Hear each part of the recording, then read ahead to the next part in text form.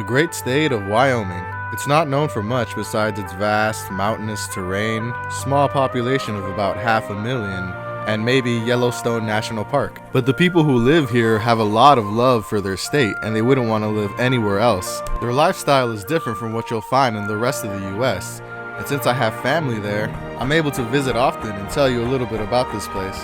The first thing you need to know is that there's very few people. Wyoming is the 10th largest state by size, but has the smallest population out of all 50. It's not as empty as Alaska, but let's compare it to Colorado real quick. Despite being the same size, Colorado has 10 times more people than Wyoming. There are more people in one city in Colorado, Denver, than there are in the entire state of Wyoming. Cheyenne, the biggest city in all of Wyoming, only has a population of about 65,000 people, which would place it under the category of medium-sized town everywhere else in the US. It felt nice being able to drive around for hours without running into a single cop car or highway patrol vehicle, compared to driving around in a big city where you'll see a cop car or state patrol every 10 minutes. This lack of government oversight ties into my next point about Wyoming. There's a greater degree of personal freedom out there. The most obvious example of this being gun laws. There's almost no restrictions on how many guns you can have or what kind, and just about everyone keeps several guns in their pickup truck. The next example is wildlife/animals.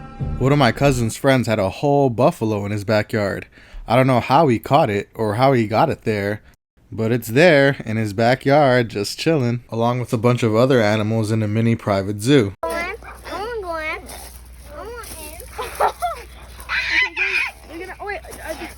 They might bite. They might bite grass.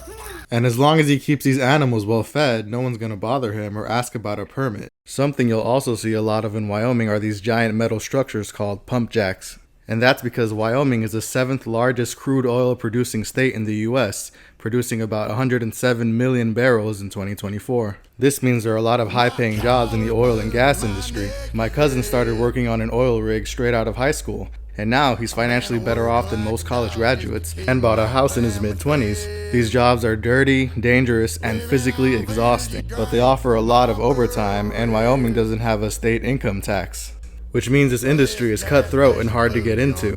To succeed, you'll have to be extremely motivated, in great physical shape, and willing to be away from your family for several weeks at a time, because most of the drilling happens out in the desert, hours away from the nearest town.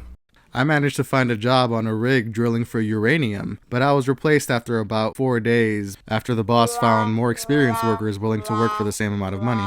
I wasn't mad about it because I low-key enjoyed my time out there. I slept in an old trailer home in a small rural town with 4 other guys. When we weren't at work, there wasn't much to do besides drink and get to know each other. Now, I wouldn't want to live like that permanently, but for the short amount of time I was there, it was a new and interesting experience. Wyoming is also home to the Shoshone Native American tribe, who primarily live at the Wind River Reservation. Being from Chicago, I've never actually met a Native American or seen much of the Native American community until I went to Wyoming.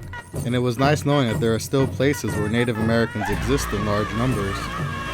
Wyoming isn't all sunshine and rainbows, though. They're the state with the highest rates of drunk driving fatalities and arrests, and there's no mystery as to why. Some people I've met here have admitted to driving drunk for fun just because there's nothing else to do. Also, they're really into Trump.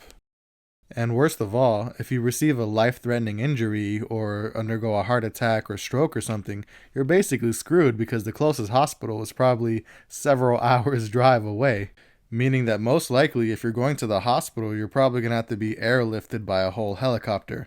Also, there's very little phone signal in most parts of the state, so you might not even be able to call anybody if you get injured. So you better pray that your car never breaks down, because if it does, it's going to be really hard getting a hold of anyone or trying to get back to the closest city. But I guess this isn't really a Wyoming thing, it's more of a living in a rural area thing. The good parts of Wyoming definitely outweigh the bad, and its beautiful natural landscapes make it a great place to go if you're someone that likes connecting with nature and the great outdoors. Just don't bring up politics with the locals, unless you're also a Trump-loving conservative.